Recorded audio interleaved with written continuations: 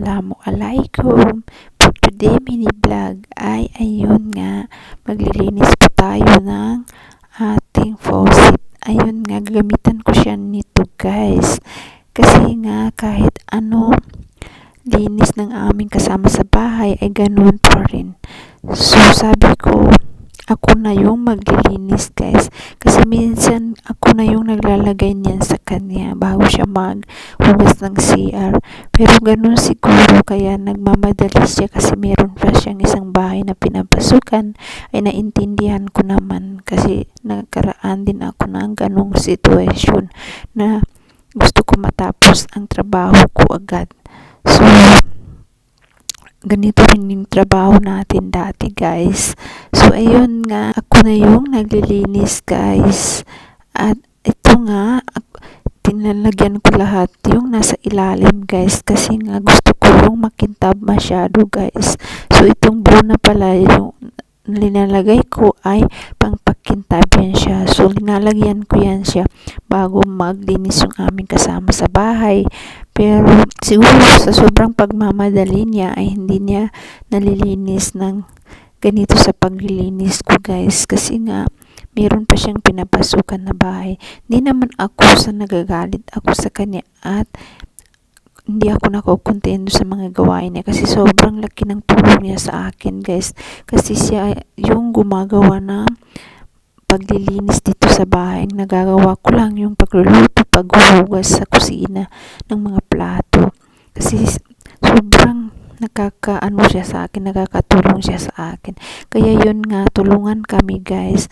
Kung di niya nagagawa ng maayos, ako na yung gumagawa. At pag absent siya, ako na rin yung gumagawa. So ganun po guys, hindi ko siya tinuturing na hindi namin siyang pamilya.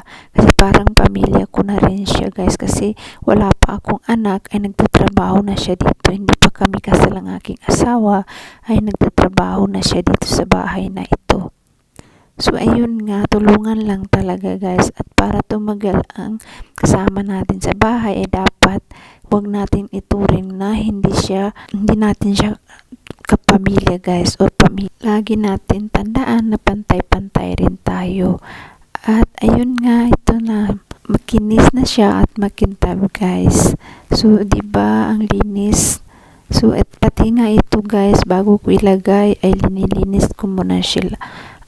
At pati na rin itong mga ito guys, lininis ko.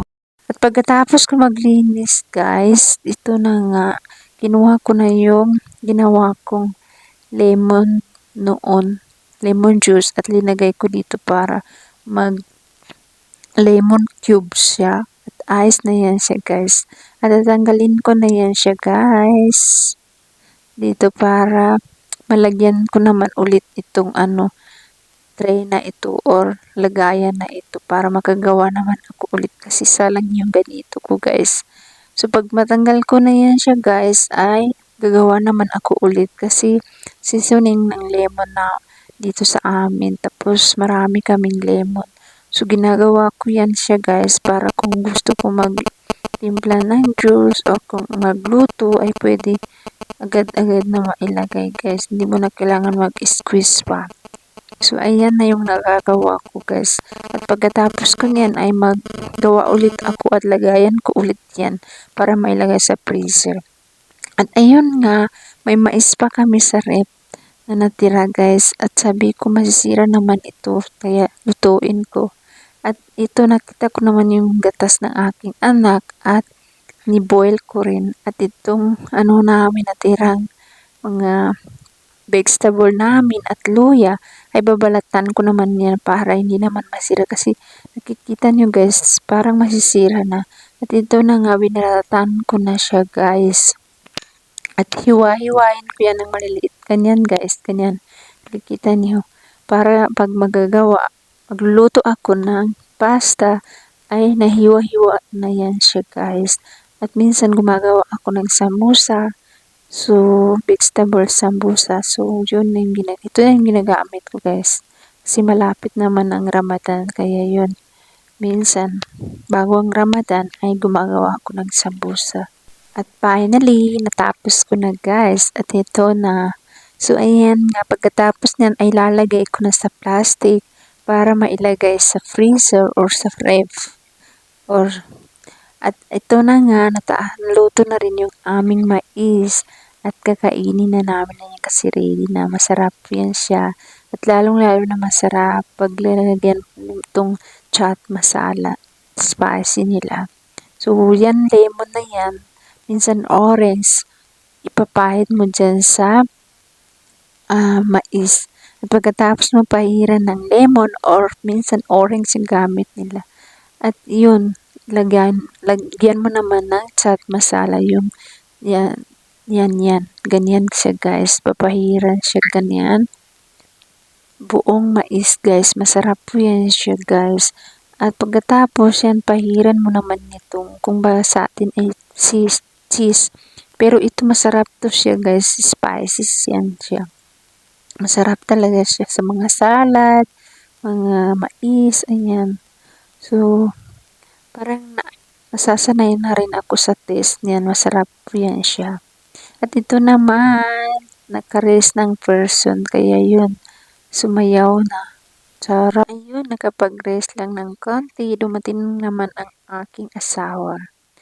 At sabi ko, bumili ka ng sibuyas kasi konti na lang yung sibuyas, 2 ata. So yun, bumili rin ng potato. Sabi ko, marami pa tayong natira dito. At ayun nga, punong-puno na yung aking basket.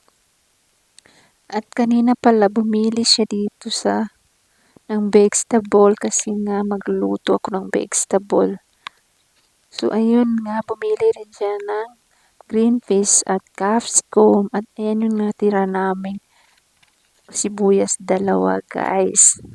At ito pa, may binili niya cauliflower at malaki naman yung cauliflower kaya masarap yan siya gawing pakora or yung dish nila naglagyan ng potato. At ayan, meron din kaming cabbage guys. So ayan po lahat yung pinamili niya kanina. So ayun nga sabi ko, ang lalaki naman ng binili mo sibuyas. Sabi niya wala daw maliliit kasi gusto ko yung medium lang kasi kahit isa lang yung gagamitin ay mas tipid siya kaysa ganito guys, ihiwa mo siya, yung iba masisira. Ayaw ko naman ilagay sa ref kasi mabaho yung ref. So bumili rin siya ng mga fresh na capsicum guys. So ilalagay ko rin yan sa basket para ilagay sa ref. Dahil may vegetable ako ngayon ay magluluto ako ng pasta kasi meron akong capsicum.